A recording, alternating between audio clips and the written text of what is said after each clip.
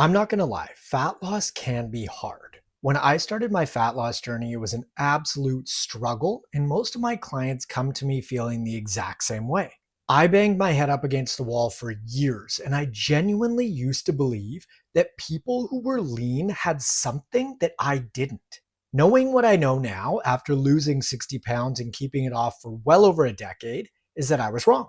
What I learned is that folks who lose fat and keep it off don't have some sort of unique quality that you or I don't.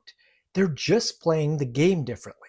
And I'm going to share an important piece of that game with you right now. It has 4 simple and straightforward steps. The first step is to make your fat loss decision making super obvious. For example, start by stocking your fridge, freezer, and pantry with nutritious whole food because this way, when you go to eat something, those healthy options are obvious because they are right there staring you in the face. The visual cue reminds you and reinforces the habit or behavior that you want to implement. Also, I'd recommend getting rid of the not so healthy foods that you find especially tempting. For me, those options are things like cookie dough ice cream, peanut M&Ms, and fuzzy peaches.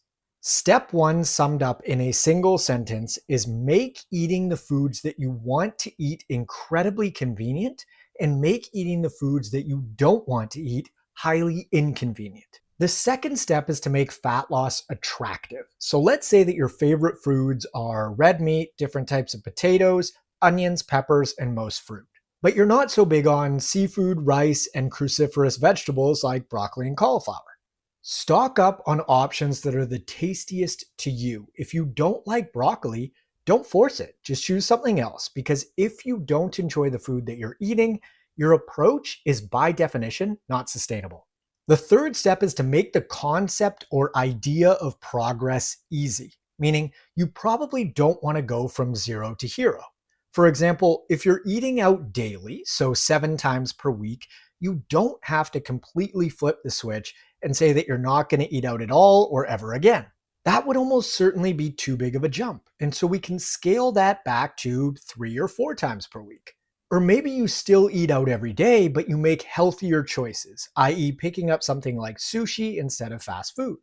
When in doubt, make your goal easier because we want to gain momentum and stack wins, even if they're small ones, because small wins compounded over time lead to great results.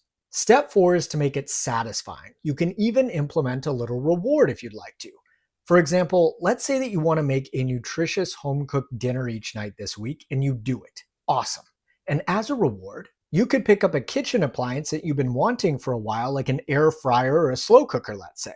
Now you might be thinking, Marcus, what kind of reward is that? I would highly recommend implementing rewards that lend themselves to your goal versus sabotage them. For example, a kitchen appliance incentivizes you to want to cook more, aka eat healthier. However, if you reward yourself with something that directly contradicts what you're working on achieving, it can create some complications. Because if you reward yourself for making a healthy dinner each night for a week by eating processed food all weekend, I was guilty of that for years, your reward conflicts with your goal being that you're rewarding yourself for staying on track by going off track, meaning it can create this psychological push and pull that may lead to issues down the line. It absolutely did for me.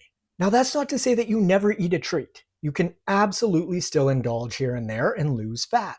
We just don't want to get into this funky, contradictory reward setup. Here's another really simple way to think about habit building for fat loss. If you're ever confused about what to do, just ask yourself, what would you obviously not do? This is called inversion. You wouldn't stock your fridge, freezer, and pantry with your favorite highly processed foods because that would make eating unhealthfully really obvious, easy, and attractive, right? If you wanted to build a habit of working out and you had 2 gym options, one gym is 6 minutes away from your place and the other is 60 minutes away. You're not going to choose to drive 2 hours round trip if you can get there and back in less than 15 minutes. At its core, sustainable habit building is about making behaviors that you want to do as convenient as possible and doing the exact opposite for behaviors that you don't want to do.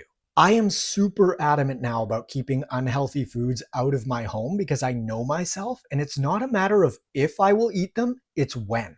Folks often look at me nowadays and think that I have tons of willpower, and that couldn't be further from the truth.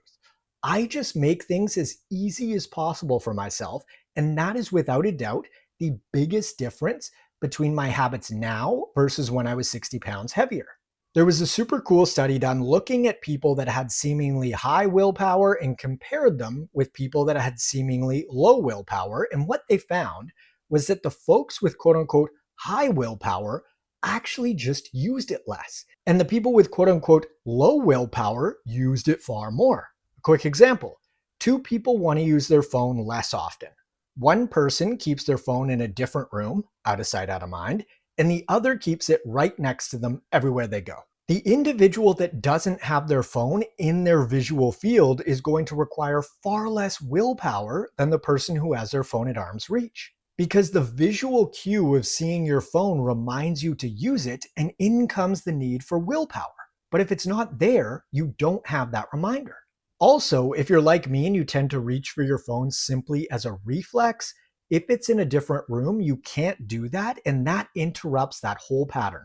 You go to grab it, it's not there, and you're like, oh yeah, I don't want to be on my phone right now, and you do something else. All of a sudden, a week or even a few days later, you're using your phone way less. The same concept applies to your fat loss habits and your food environment. So you can use this simple 4-step process to lose fat or build any habit at all, really. Make it obvious, oftentimes via visual cues. Make the habit attractive, or in other words, incentivize yourself to want to do it.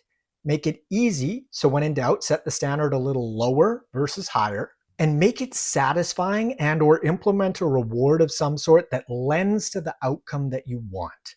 I'll quote James Clear, who laid out a lot of this system for habit building in a book called Atomic Habits. People tend not to rise to the level of their expectations, but instead they fall to the level of their systems. Create a system and the habit will follow. See you on the next episode.